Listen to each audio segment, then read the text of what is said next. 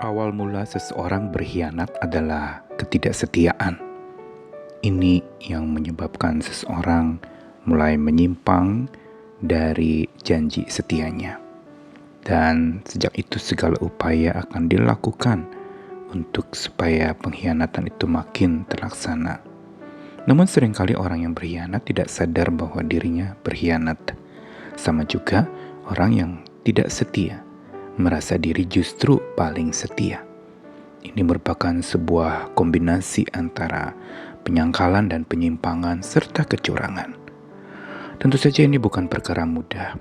Dan kalau kita berbicara tentang pengkhianatan, setiap orang punya potensi ke sana karena kita punya natur keberdosaan. Kita bisa saja menjadi tidak setia. Dan kalau tidak setia, kita mulai berpikir bagaimana caranya kita beralih. Bagaimana caranya supaya kita menyimpang, dan bagaimana caranya supaya kita dengan cara curang, kita mencari jalan-jalan baru yang kita pikir itu adalah sesuatu yang menyenangkan, tetapi justru kita lari dari kesetiaan. Setidaknya inilah yang sebenarnya Tuhan ingatkan kepada setiap pengikutnya, bahwa pengkhianatan itu bisa saja terjadi di dalam hidup setiap manusia. Contoh yang paling dekat adalah ketika Yesus dikhianati oleh muridnya sendiri, yaitu Yudas Iskariot. Sebuah pengkhianatan yang sama sekali tidak ada orang yang menduga bahwa dilakukan oleh seorang murid yang ada di dalam kelompok dekat dengan Yesus. Selalu tampak bahwa memang Yudas Iskariot adalah sosok berkhianat yang memang harus dihindari. Tapi nanti dulu kita perlu justru berkaca dan bercermin kepada beliau, karena penyimpangannya, pengkhianatannya memang kita kecam habis. Tapi jangan lupa, ketika kita mengecam habis akan pengkhianatannya, pada saat itu juga sebenarnya kita bisa berpotensi untuk berkhianat sama seperti dia. Karena apa yang kita tidak suka dari seseorang bisa jadi itu justru ada di dalam diri kita sendiri. Kita punyai. What you hate is what you have. Dan bagaimana caranya supaya kita tidak mudah ingkar janji dan berkhianat? Satu-satunya cara adalah datang kepada janji setia Tuhan. Saya Nikolas Kurniawan kembali menemani di dalam Sabda Tuhan hari ini dari dua cuplikan di Mazmur. Pertama, Mazmur 18 ayat yang ke-31. Adapun Allah jalannya sempurna, janji Tuhan adalah murni, Dia menjadi perisai bagi semua orang yang berlindung kepadanya. Satu lagi dari Mazmur 119 ayat 158. Melihat pengkhianat-pengkhianat, aku merasa jemu karena mereka tidak berpegang pada janjimu. Jelas definisi yang dituliskan di dalam kitab suci mengenai betrayal atau pengkhianatan itu adalah ketidakberpegangan seseorang kepada janji Tuhan. Dan perkara ini berbicara juga dengan kaitan mendua hati. Ketika orang mulai mendua dengan tawaran-tawaran yang ada, bisa jadi dia beralih fokus, dan saat beralih fokus, dia akan meninggalkan fokus yang sebelumnya. Dan ketika dia meninggalkan, disitulah pengkhianatan terjadi. Tawaran-tawaran yang begitu banyak, yang bukan saja satu atau dua, bisa jadi lebih, itu memang menggoda setiap orang untuk lalu menyimpang dari jalan Tuhan dan tidak lagi berpegang kepada janji Tuhan.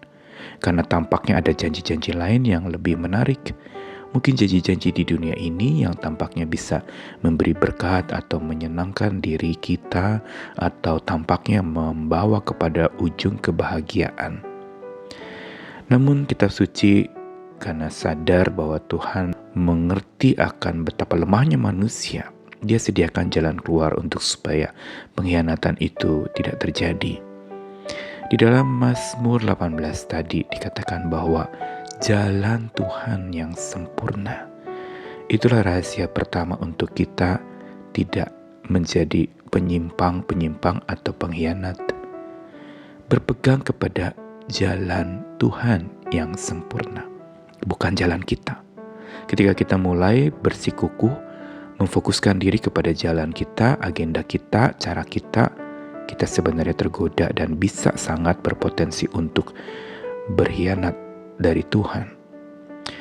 Dan jalan yang sempurna dari Tuhan, sebagaimana yang Mazmur tuliskan, ini adalah yang harusnya menjadi perisai yang menjaga hidup setiap kita, supaya kita tidak menjadi pengkhianat-pengkhianat seperti yang tokoh-tokoh Alkitab pernah paparkan, seperti yang memang tokoh Alkitab pernah diceritakan tentang bagaimana mungkin raja-raja pada masa perjanjian lama yang ketika meninggalkan Tuhan maka terjadi berbagai macam musibah di kerajaannya. Dan yang kedua, bukan saja jalan Tuhan yang menjadi pegangan atau menjadi pelindung, menjadi perisai bagi semua orang untuk supaya tidak berkhianat.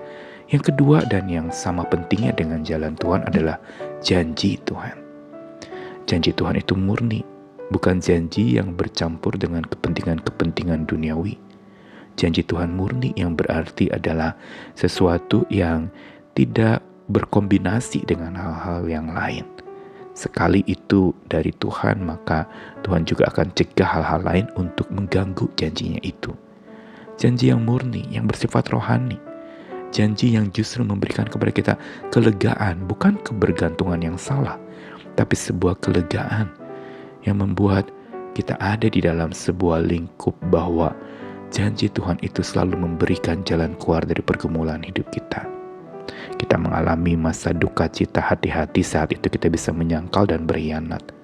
Tetapi ingat bahwa janji Tuhan itu pasti. Duka cita hanya sementara, tetapi sukacita sejati itu senantiasa.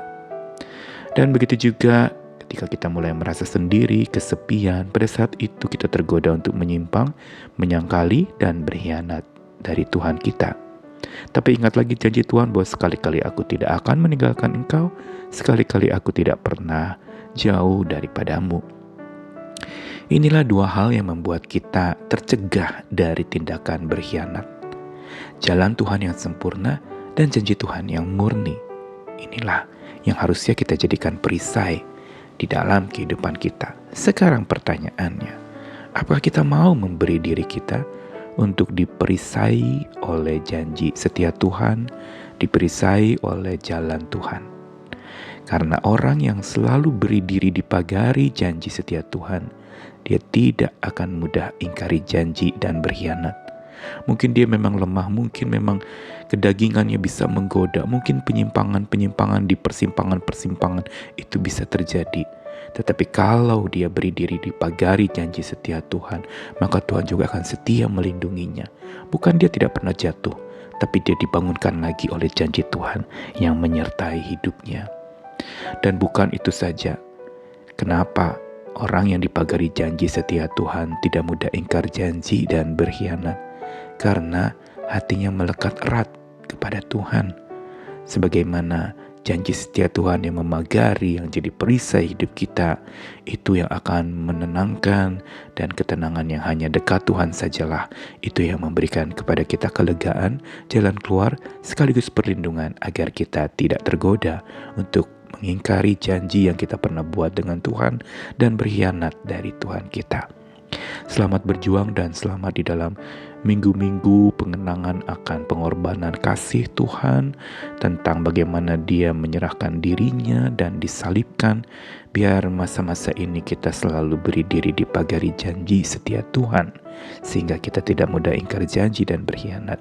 Karena Tuhan hatinya melekat erat kepada mereka yang selalu berpegang kepada janjinya. Selamat memasuki minggu-minggu perenungan dan pengenangan bersama dengan Tuhan yang sudah menang, yang janjinya setia. Derita hanya sementara, tapi sukacita kebangkitan itu selamanya. Amin.